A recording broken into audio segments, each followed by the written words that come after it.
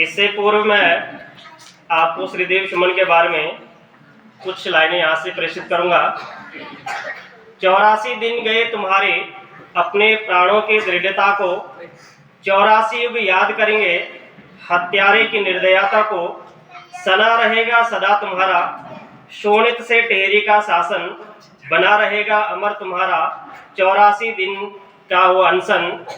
गर्व लिए इतिहास करेगा कभी तुम्हारा वर्णन सादर, वीर तुम्हारे लिए हमारे कोटि कोटि अभिनंदन सादर प्रणाम। जैसे आप सभी को विदित है कि आज हम श्रीदेव सुमन जिन्होंने इस टेहरी रियासत के लिए ही नहीं बल्कि अपने संपूर्ण भारत की आज़ादी के लिए अपने प्राणों की बाजी लगा दी थी, इनका मैं आपको थोड़ा सा संक्षिप्त में परिचय बताऊंगा, क्योंकि हमारे पास अभी काफ़ी बच्चों के भाषण भी है तो वो भी आपको बताएंगे। सर्वप्रथम जो श्रीदेव सुमन जी थे, इनका जो बचपन का नाम था वह श्री दत्त बटोनी जी था। इनका जन्म 25 मई सन 1916 को टिहरी जिले के जौल गांव बरमुन पट्टी में हुआ था। इनके जो पिता थे वह एक आयुर्वेदिक चिकित्सक जिनका नाम श्री हरिदत्त राम बडोनी जी था। इनकी माता एक गृहिणी थी जिनका नाम तारा देवी था। इनके 2 भाई थे, एक बहन थी और इनकी जो धर्मपत्नी थी उनका नाम विनय लक्ष्मी था। इनका दुर्भाग्य इतना रहा कि जब टेहरी रियासत में हैजा की बीमारी हुई तो एक ऐसी बीमारी थी जिससे बचना काफ़ी मुश्किल था।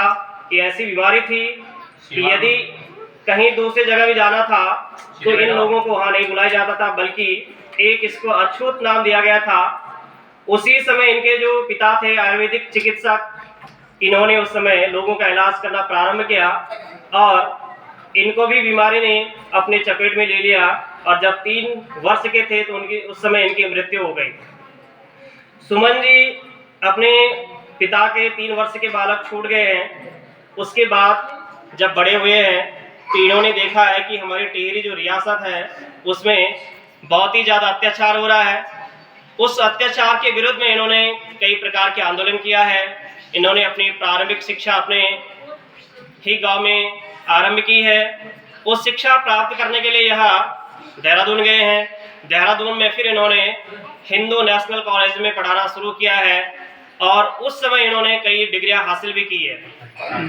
उसके बाद भारत में जब सत्याग्रह आंदोलन हो रहा था जो हमारे महात्मा गांधी जी के द्वारा चलाया गया है, जब हमारे गांधी जी देहरादून पहुंचे तो उस समय इन्होंने भी देखा है कि गांधी जी के साथ तो कई लोग क्या है आंदोलन में कूद पड़ रहे हैं, तो उन्होंने देखा कि मैं भी आंदोलन में सक्रिय हूं और उसके बाद यह आंदोलन में चले जाते हैं। सभी ने सत्याग्रह आंदोलन 1930।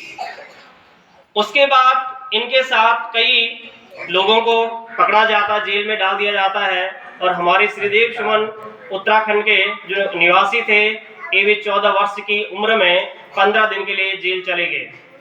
उसके बाद जेल से छूटते हैं, फिर भी उसके बाद सक्रिय रूप में अपने उत्तराखंड में टिहरी रियासत को आज़ाद करवाने के लिए है इनका संघर्ष जारी रहता है।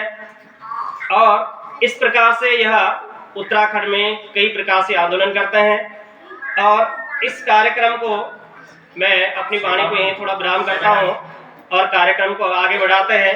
मैं विद्यालय की छात्रा प्राची राणा क्लास 10th को यहाँ आमंत्रित करूँगा और वह अपना हिंदी भाषण प्रस्तुत करेंगे।